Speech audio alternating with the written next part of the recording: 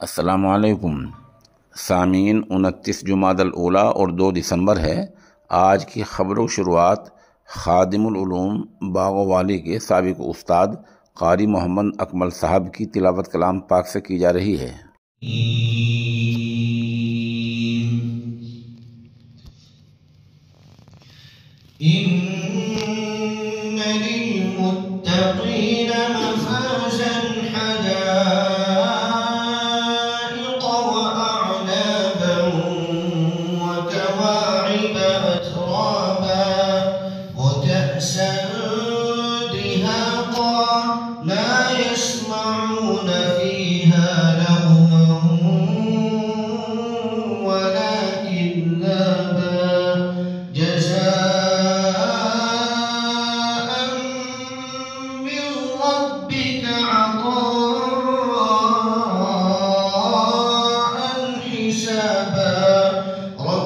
السماوات والأرض وما بينهما الرحمن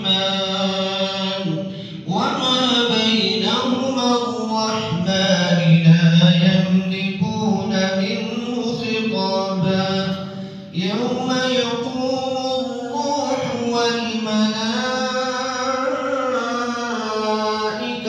صفا لا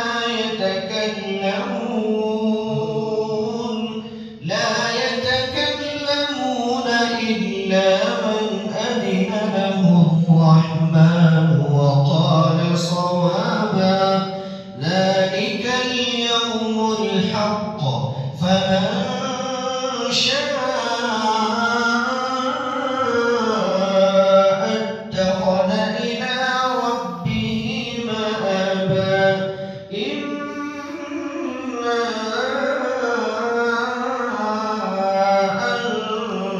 أنذرناكم عذابا قريبا يوم ينظر المرء ما قدمت يداه